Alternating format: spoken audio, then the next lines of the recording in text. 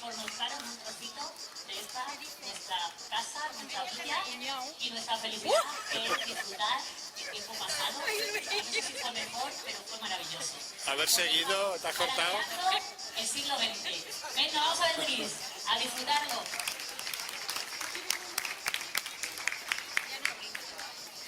Hola, Liz. Hola, guapa. Hola. Hola. Qué bonito lo tenéis.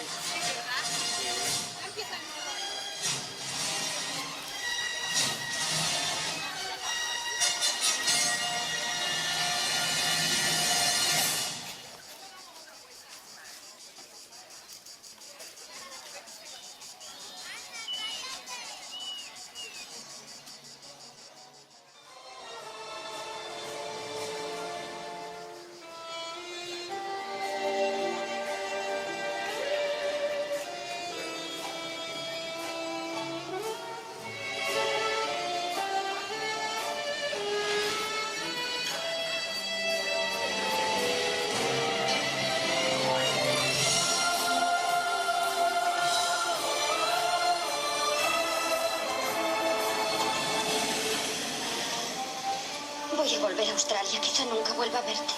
No, no digas eso, Sandy. Pero es cierto. He pasado el mejor verano de mi vida y ahora tengo que marchar.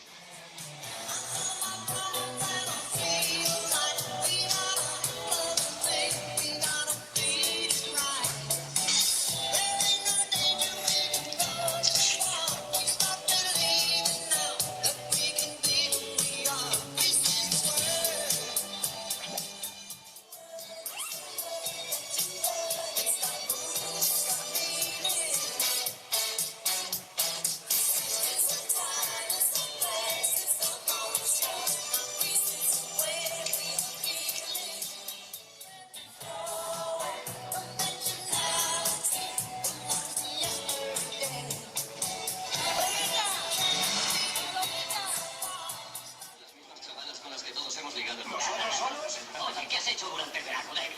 Casi todo lo he pasado en la playa.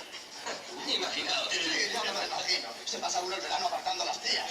¿Y si tú te pasas el verano apartando a las moscas? Oh, vamos, Sonny, ¿tú solo piensas en eso o qué? Durante todo el día. Es la coña.